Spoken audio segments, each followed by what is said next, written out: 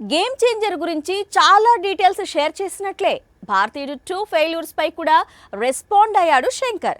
కమల్ సినిమాకు ఫెయిల్యూర్ని అస్సలు ఊహించలేదన్నాడు. పైగా భారతీయుడు 3 పై ఉన్న డౌట్కు క్లారిటీ ఇచ్చాడు. ఇంతకీ చిత్రం కోలీవుడ్ చెప్తున్న విధంగా డైరెక్ట్గా ఓటీటీలోకి వస్తుందా? శంకర్ కెరీర్ అంతా వేరు. అతను తీసిన బ్లాక్ బస్టర్స్ వేరు. అతనికి ఉన్న పేరు వేరు. అన్నిటినీ ఒక చిత్రం, ఒక్క చిత్రం కిందకు లాగేసింది. శంకర్ అనే మహా దర్శకుడిపై నమ్మకం పోయేలా చేశాయి. అదే భారతీయుడు 2. ఈ చిత్రం, ఈ సినిమా ఫలితం శంకర్ తెరకెక్కించిన విధానం ఇప్పటికీ కోలీవుడ్ కు షాకే. తమిళ సినీ చరిత్రలో అతిపెద్ద డిజాస్టర్స్ లో ఒకటిగా ఈ చిత్రం నిలిచింది.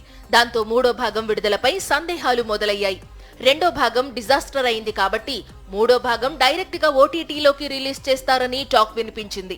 కానీ తనకు అలాంటి ఆలోచన లేదని చెబుతున్నాడు శంకర్. భారతీయుడు 2 పై వచ్చిన నెగటివ్ రివ్యూస్ తనకు ఆశ్చర్యాన్ని కలిగించాయని, గేమ్ చేంజర్ భారతీయుడు 3ని ఎలా తీసుకురావాలో తనకు అర్థమైంది అన్నాడు.